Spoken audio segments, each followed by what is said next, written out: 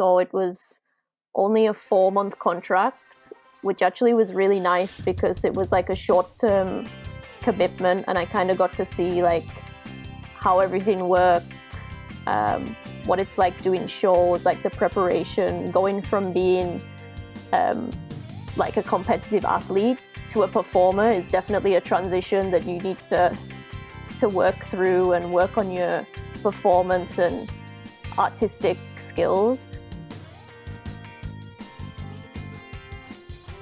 It's really important to like find the time to rest.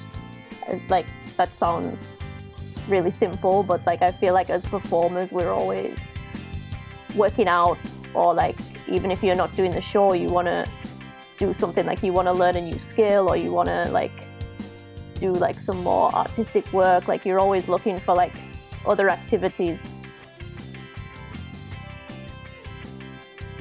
The one thing I've always wanted to do is perform in the Royal Albert Hall, and we're going to do that in January next year, and that's like the thing that I've been waiting to do like my whole performance career. So it's like the one last tick in the box. And welcome to the Theatre Art Life podcast. Today we're talking with Zara Mclean. Zara is a former gymnast for Great Britain with 10 years' experience as a stage acrobat and performer. She has worked in special events, arena, and big top shows with Cirque du Soleil, and also performed in Macau as part of the resident show, The House of Dancing Water, for 4 years. She is currently on Japan with Alegria as multidisciplinary acrobat. Zara, welcome to the show. Hi. It's one of the few times that both hosts know the guests, so Right? We're pretty excited about this today. Yeah. So welcome to the show. So you began your career as a gymnast for Great Britain. So tell us about that time in your life, and how did you get into gymnastics? Yeah, so basically I have an older sister, and she started doing gymnastics. And when I was younger, I wanted to do everything that she did. Like I wanted to be just like her. So like she started gymnastics, and then when I got old enough, I was like, okay, like I want to do gymnastics too. So I followed her into gymnastics. And yeah, she was also on the British team. We were training at the same gym club. We had the same coach, and so I sort of kind of followed her through competing as a junior and then into like the senior category as well. Wow. And you just talk about being in the Great British team for like it's anything. You must have trained so hard. Like it's not everybody that I just did gymnastics and ended up on the team. Like, was it encouraged by your parents? Was it self-started? Was your motivation self-started? How did you get to that elite level? Yeah, like I mean, of course, I talk about it like, oh, it just happened, but like it didn't just happen like that. I mean, I guess it always starts off as fun, and like my parents were both sports teachers, so they encourage like every different kind of sport, like gymnastics, swimming, tennis, athletics. But gymnastics was really the one that both me and my sister like really fell in love with. And yeah, what started as like fun as like a 6 or 7 year old turned into, okay, now you're gonna train like twice a week instead of once a week, and now it's 3 times a week, and now it's 4 times, 5 times, twice a day. And it kind of just built up until when I would say when I was about 12, 13, then I was training seriously to compete at like the county championships and then the national championships. And then if you do well in the national championships, you get selected for like the national squad, and then you do training camps with the national squad, and then you get selected to do like European championships, world championships. So yeah, there's like a whole build up over like several years of going from something that starts as fun to something that's very serious. Wow, gosh, no big deal. and to have both of you and your sister on the team. Mm-hmm. I mean, gosh, your parents must be so proud.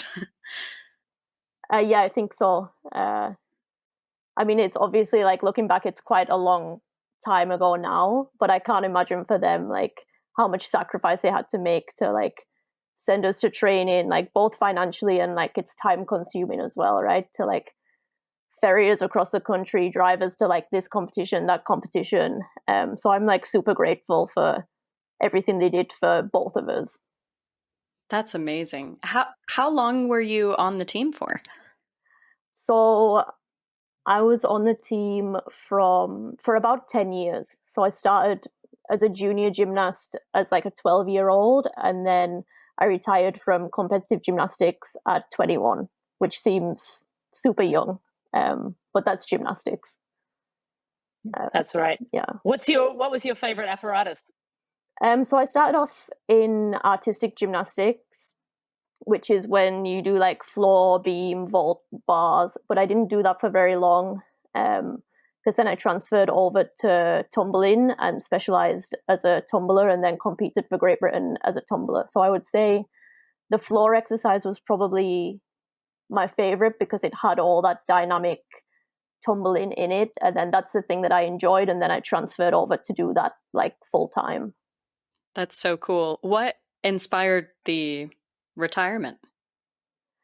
I think it was a combination of like we weren't an Olympic sport, so we didn't get any funding from the government. So financially, it was very expensive. And at the same time, I just graduated from university, so I was kind of looking to get like a real job, but at the same time, knowing that I wanted to go into performance and do shows.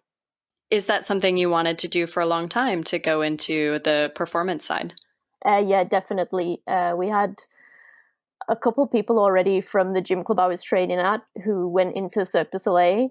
That's how I kind of found out about it. And then when I was a teenager, we went to see Zara was the first show that I saw. And I remember watching it when I was same age, like 12, 13 years old, and thinking, yeah, like that looks really cool. Like I'd love to do that. So yeah, I'd say from like early teenage years, I was like, yeah, that's something that I want to do. So from when you retired from gymnastics and you transitioned into being a performer, what was that timeline and how did that happen? So I graduated from university in the summer. I did the World Championships in November of the same year. And then at the time that I was doing the World Championships, I already had a contract to do a special event with Cirque du Soleil, but it wasn't until May the next year. So I knew like far in advance, but I still had like, I'd say like 9 or 10 months between finishing university, doing my final competition, and then going to work for Cirque. And what did you study at university out of interest? I did biomedical sciences. So something well, that's completely different. Okay, then. So you did the event with with Cirque, and then did you enjoy it for one, and what was the path for you to make this a career? Yeah, so I did enjoy it. Like the first thing I did, it was a special event, so it was only a 4-month contract, which actually was really nice because it was like a short-term commitment, and I kind of got to see like how everything works, what it's like doing shows, like the preparation, going from being like a competitive athlete to a performer is definitely a transition that you need to work through and work on your performance and artistic skills. So that was actually really nice to just do like the short term contract to really know like, okay, yeah, like I really enjoy this, or maybe this is not for me, but I'm happy that I tried it to know that it's not for me. But in my case, it was like, yeah, I really enjoy this and I want to do more of it. How do you feel like you have developed as a performer from your time as a competitive athlete? You say it's a long, sometimes transition or a difficult transition. How was that for you? I don't think that I found it like really difficult, but it's easy to say that now and looking back to that time.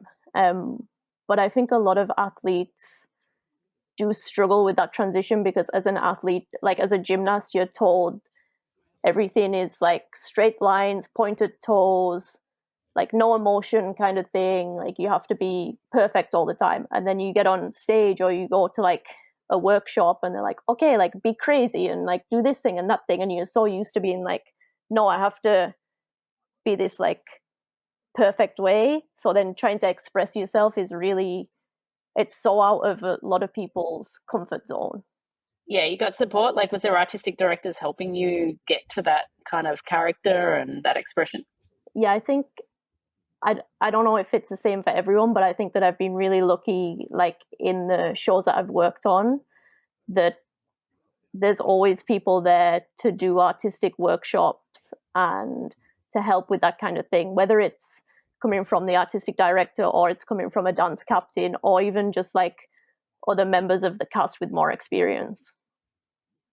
That's really nice that you've had that support. And so after you finished the 4-month special event with Cirque, was that kind of the jumping off point for you to continue with Cirque, or is that when you went to Macau? And also so I did the special event.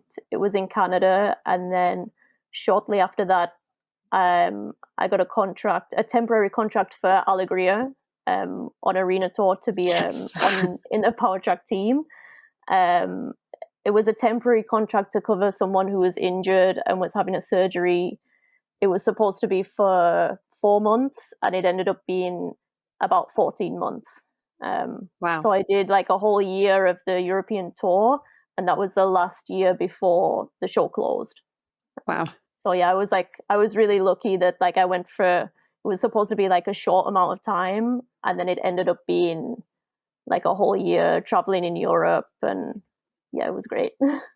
That's amazing. And for those who might have missed this in Zara's bio, that is particularly significant because she is now on the Power Track team in Alegria in a New Light, which is currently in the middle of its Asia tour, and about to head back to Europe. So that's a pretty amazing full circle moment for you, Zara. Yeah, definitely.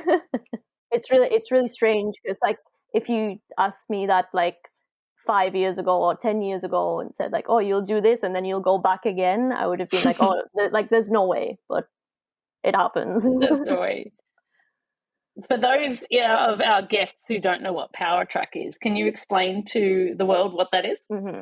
So it's basically like a long trampoline, and you do various different acrobatic skills on the trampoline, and you always finish with like a big acrobatic movement at the end.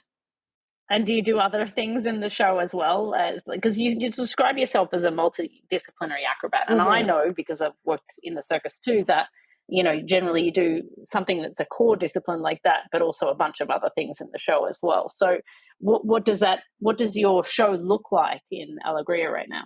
So I'm part of 2 acts. I'm part of the Power Track act, and then I'm also part of something called acropole, which is like a banking type act where we use long poles to like bounce on the bar and do various different skills on the bar. And then I'm in the straps act as well, doing a little bit of straps. So it's not just Power Track, it's like a few other different things and then other cues on top of that. She's a jack of all trades. And so tell us also about your time with Dragon. What types of skills were you using in that show?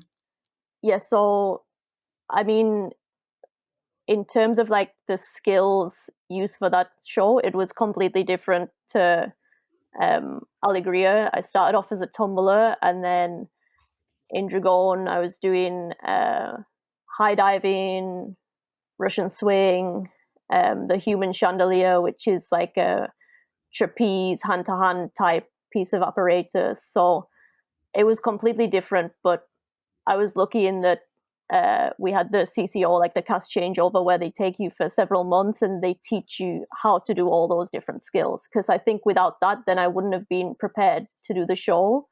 But they take people and they teach you how to do everything. Wow. Yeah. Yeah, I think that in that sense, it was a very unique show because what a performer was asked to do, generally they might have come in with one or two things that they knew, but they'd have to learn a whole lot of things, like including scuba diving, that they may have never done before, right? So it's like, I was like, I want to come in and get trained. That looks like fun. We were definitely like very fortunate in the sense of like, you come in and like you kind of know nothing, and then after like 3 months, you like know how to scuba dive, and like you've trained how to do high dive, and you're like jumping off a Russian swing and doing all these things that you're like, oh, like I never thought that I would do that, but now I'm doing it. And we were like really fortunate for that.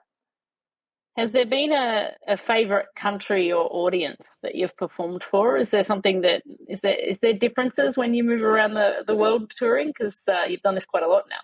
Yeah, it's definitely different. I would say here in Japan, it's been a very different experience compared to other places that we've been, because the audience is very reserved, and sometimes you think that they're not enjoying the show, but then it's not that they're not enjoying it, it's just that they're very reserved, and then for them to make a lot of noise during the performance is like considered rude. So it's strange as a performer when you're so used to getting like big crowd reactions, and then all of a sudden it's just like very quiet, and you're like, oh, do they like this, do they not like it? Like, it's been a very like different experience. Yeah, but then you come backstage and you see the giant pile of gifts that all of our super fans have left for all of the artists, and they're bringing flowers and they're sending these beautiful messages. And the thing is, the show is really touching so many people, and there's so many people who come back over and over and over again. But then it's just, you would have no idea if you were sitting in the audience. You would have no clue how much they actually love it. Because it's just such a different culture. Yeah, they definitely have a different way of expressing like how much they enjoy it, because they definitely don't make a lot of noise during the performance. Is there a country that's the complete opposite to that? When I did arena tour in Europe, I would say the Spanish audience was very loud, and we also do shows there like later at night, so I feel like people go out for dinner first, maybe have a few drinks, and then they come and watch the show, and they're very loud and rowdy. It's like the complete opposite. We have a lot to look forward to. That's, it's so fascinating though, because I think that generally as a performer, then you're going to have to like, usually you might feel the energy of an audience, but you're going to have to be, going out there despite what their reaction or energy they might be giving back to you. How much do you rely on audience energy for your performance? I think now I would say like not as much as before, but definitely again, coming to Japan, it was an adjustment to go out and perform and have no like feedback from the audience. So you have to like do the performance without any kind of like without anything to go off, without anything to like spur you on to do anything, like to do a good performance. You have to really find that within yourself to be able to perform even when you're not getting any feedback. So speaking of Japan, Zara, you've been to some pretty fabulous places over the years. How much time do you get as a performer to actually enjoy the places that you are? Have you been able to do some exploring? I think it's, again, like here in Japan, we're working 6 days a week, so we only get the 1 day off, and the schedule is pretty hectic with like the amount of shows we're doing. So it's definitely hard to like get out there and explore that much. But we were in Tokyo for 6 months, so 6 months is a long time. So I managed to like get around and see the city. And it's definitely been harder here, but I would say like when we were in North America, we had 2 days off for the weekend, and you definitely can go to like national parks and other cities and like do a lot more exploring. And that's one of the things that I really enjoy about being on a big top tour. It's pretty amazing. Yeah. Could you actually tell us? I am jealous. You're welcome to come visit, Anna. I would love to. Zara, could you tell us a little bit, just because you mentioned your busy schedule, could you tell us what a day in the life looks like for a Cirque acrobat on tour? Mm-hmm. And now a note from our sponsor. The Theatre Art Live podcast is proud to be sponsored by ClearCom. ClearCom is the leader in voice communications for theatre and the performing arts. Call your cues with the simplicity and elegance of ClearCom Intercom solutions. You can find them at clearcom.com. Go check them out. So at the moment we're doing shows at 11:30 a.m. and 3:30 p.m. So I usually get to work around 9:30, have breakfast, do makeup, warm up for the first show, do the first show, and then we have a break in between. I might work out, get physio, get a little bite to eat, and then it's time to warm up again for the second show, and then you do the same thing over again, and then at around 6 o'clock it's time to go home. That's really surprising that it's so early to do performances. I'm surprised. I was thinking in my mind it's always like late afternoon and evening, but 11:30 a.m. My goodness, it's really early. It took a while to get used to. Yeah, Anna, I'm working a regular person schedule of like 9 a.m. to 6 p.m. most days. I know Kat always says I'm not available at 9. I'm like, why can she not be available at 9? Because I'm out the door at 8 for my 11:30 show. Now I understand what's happening in Japan. Yeah, it's really interesting though, because you would think doing daytime shows throughout the weekdays that we might not have much audience, but we do. We pack our houses every single day. So it just is. Like Zara was mentioning about the late night shows in Spain, it's just one of those cultural things that the daytime show is really popular. Mm-hmm.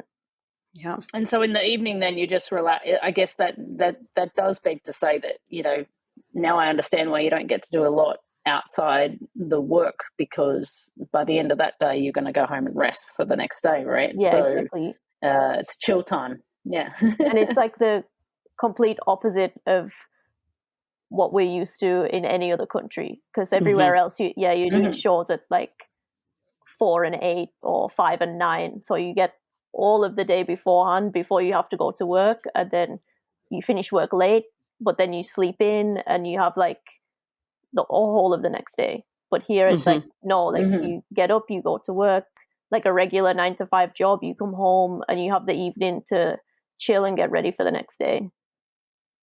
Yeah. Do you have any advice for performers who are on a really busy schedule like this on how best to rest and take care of your body? I think it's really important to like find the time to rest. Like that sounds really simple, but like I feel like as performers we're always working out, or like even if you're not doing the show, you want to do something, like you want to learn a new skill, or you want to like do like some more artistic work, like you're always looking for like other activities to do. But with a schedule like this, it's really important to be like, okay, like I have the evening free, I'm not gonna stay late at work to work out, or like even I'm not gonna go out and drink because I know I've got to be up at 9. And it's really important to just be sensible and say like, okay, I need to rest because I know that I'm going to be working so many hours for the next 6 days, and then I only get 1 day off.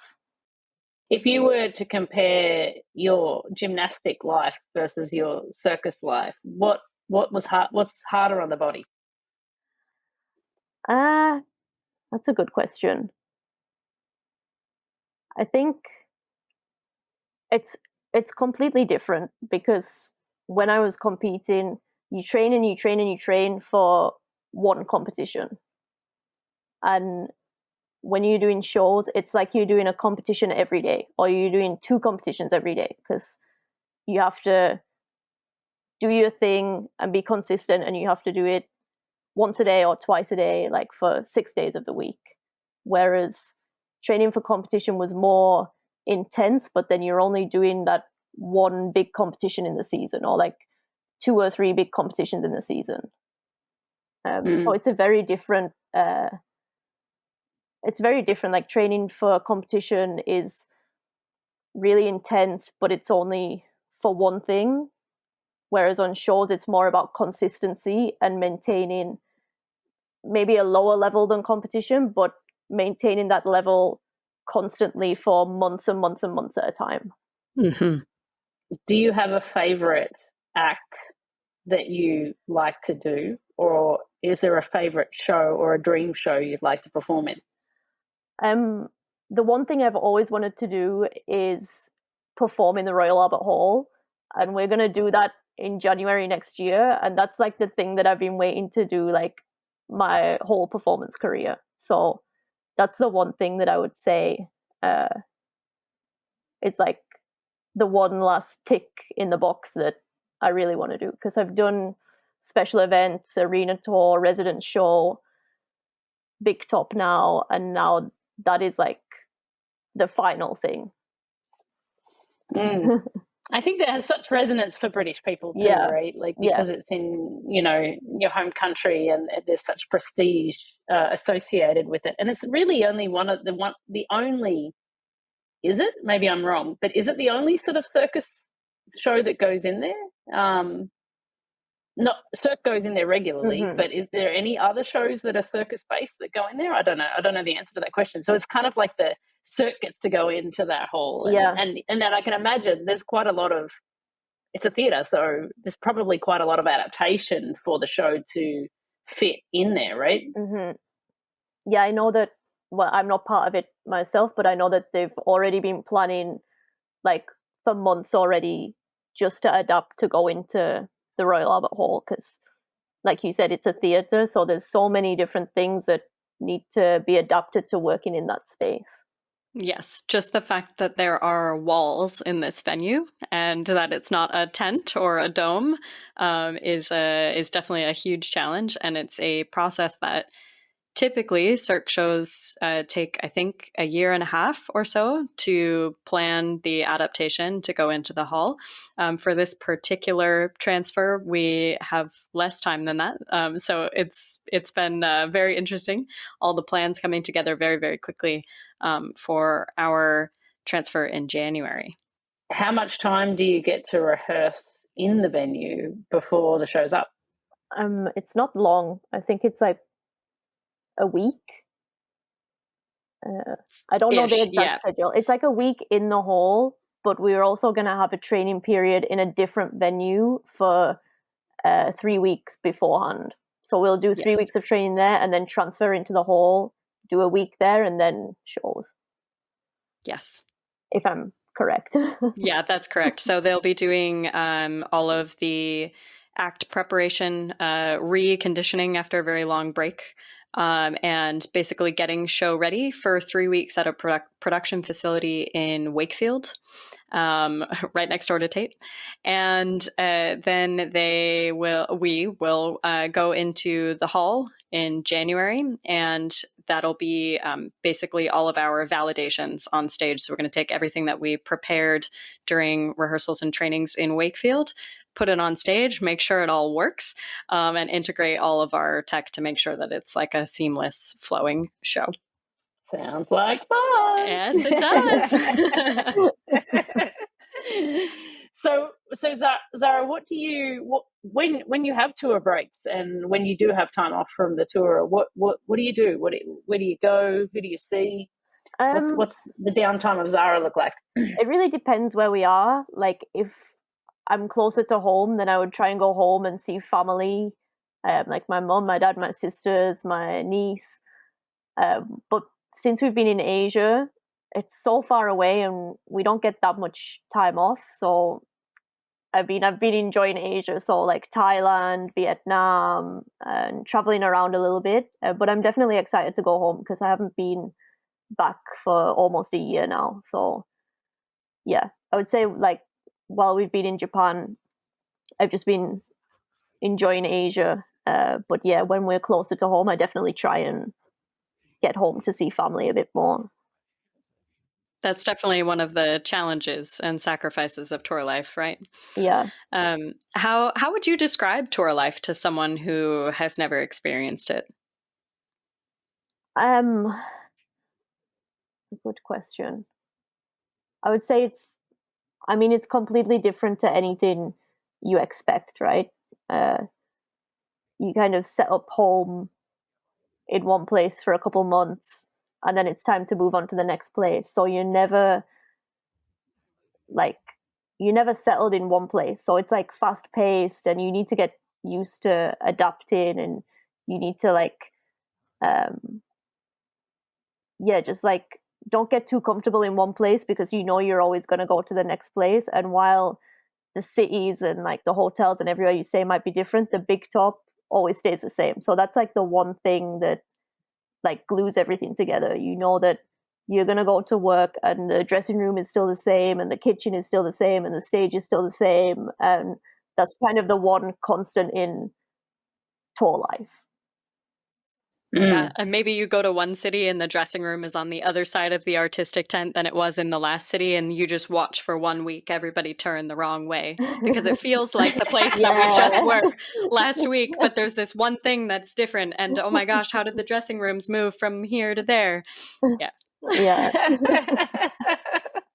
I can totally see that happening. Do you have any things that you do in the like accommodation that you stay that like to make it feel like more homey? I know that the workplace is the same, but is there something that you do in that space to make you feel at home? For me, not really. I mean, I have like a few things. Like I have like a couple of like soft toys that I take everywhere with me. And then it's really sad, but because I live in a hotel, so I have like a little hot plate to cook my food on, and like just like small things like that, but nothing big, no. But I know some people like they bring their own like bedding for the bed, and like lots of like different things like furnishings to kind of make the room more homely. I need the space in my suitcase for clothes, so I don't do any of that stuff. Well, I mean, I'm probably more like you too, Zara. I think I was living in Macau for 4 years before I put pictures on the wall. So I was like, I'm probably going to leave. Okay, I'm not leaving. Meanwhile, I'm the opposite. I take up so much suitcase space just with like photos and books and little decorations. And Zara, I won't tell tour services about your hot plate, but I do have a toaster oven because I love to bake, and so I have a little mini oven that I bake for my coworkers in, and it's so funny how it's just the teeny tiny things that make a place feel so much more like home. But at the same time, you don't need the physical things, right? Because you get to tour with your tour family, which is really what they become after a little bit of time. Yeah. No, that's good. Well, now I know I have to come, because if you've got a little oven, I'm very good at making muffins. And so I got to come bake something and bring it to the cast. Perfect. That sounds great. Zara, have you thought about like what your life looks like beyond performing at all at this point in your life now? Have you thought about what would be next? I definitely thought about it during the pandemic. I didn't even know during the pandemic if I wanted to come back to performing. So I started studying, and I did my master's in sports business management. Because I'm interested in business and I'm interested in sport, and I thought that was like a good base to like get my master's in that and then see what came of it after. And just at the same time that I was studying, I got invited back to Cirque post-pandemic. And it was a big question for me, like whether I wanted to continue performing or go down that different path. In the end, I chose to come back to Alegria because I kind of felt like it was a bit of unfinished business. Like the pandemic happened and I didn't get to finish performing like on my terms. So I came back, and actually I have to say that I'm still really enjoying it. I love the show that I work on. I really enjoy the people I work with. Like we have a really good cast, and yeah, for now I'm not looking at transferring into something else, but it's definitely something that I thought about during the pandemic. And I think I would still like to be in this industry, but look more into like the management side of things. What does a dream job look like with that degree and the passions that you have? Where do you think that could lead? Before, like during the pandemic, I was thinking about working for like a sports club. Like in England, football is like a huge thing, and there's so many opportunities within football, working like on the management side, not in like the coaching or team stuff, but like the management side of things. And that's something that I thought about getting into at the time. That's so cool. Yeah, that's great. And just smashing out a master's degree in the pandemic just sounds quite ambitious. Yeah, that's awesome. Everybody's watching Netflix. Zara's doing a master's degree. But no, I am one of those people, like I like to do stuff outside of the show as well. So like whether it's, I don't know, like reading books or studying something, like I do like to keep my mind on something else, like that's completely different to performing, because I think for me that really helps me to kind of detach from the show, because being on tour, it is like a big bubble.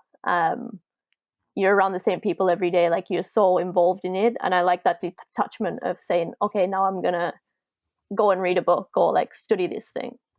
Absolutely. And the thing is, you can love a show with all your heart, but if you dedicate all of your mental energy to that one thing, you lose a little bit of your mind, like you have to kind of keep your mind active, and you have to keep yourself active so that you maintain yourself as well as your job, which sometimes feel like the same thing, but they're not. Yeah, exactly. So that's amazing, and I completely understand, as I look at my also very large collection of books sitting in my hotel room for the same reason. Right. So Zara, we always end the podcast with the same 2 questions, and I'm going to ask you each of those now. Okay. The first one is, what is your favorite part about your job or about the industry as a whole? My favorite part of my job is being surrounded by creative people who want to. There's always people at work who want to do something, and you can never get bored, because there's always someone who wants to learn something, or like if you want to learn something new, you can go and ask this person if they want to train with you. And I really enjoy being around creative people and like-minded people. That's so nice. And it is such a beautiful community in that way, in the way that people are so willing to share the things that they know. I mean, the way you've done for your entire career, picking up act after act and skill after skill, it's something that we see every single day. Somebody learning something new and somebody teaching something to them. It's such a cool community of people that way.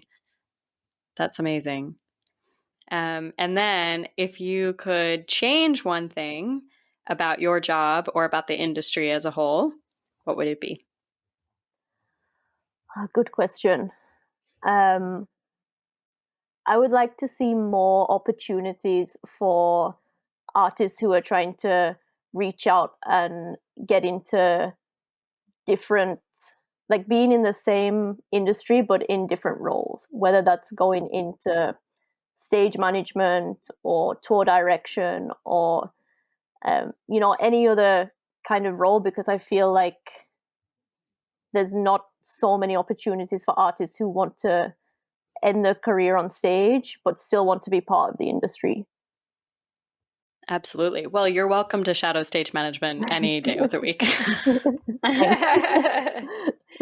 You're so right, actually, because I think that it's people feel like that they have to finish their career in circus or whatever and then go do something else. But there's no reason why pathways couldn't be built to have more longevity in the industry just doing other roles, right? Because it's not like everybody can get into the artistic director role. Like some people might be able to, but there's not enough for the whole entire cast. But there's plenty of jobs in the industry, right? So yeah, exactly. And like you said, like I feel like a lot of people, when you're an artist, like you still finish performing and then it's like, oh, you have to go and do something completely different. But why not stay in an industry that you love, just in a different role? Absolutely. the things that you might have learned from those years of performing. You know, Yeah. there's some things that, you know, people that have crossed over into management have an innate understanding and sense of what performers need because they've been there, right? And for a lot of people, it takes work for stage managers or other staff to understand and empathize with, you know, don't leave that person hanging in a harness for a half an hour. It's going to hurt, you know.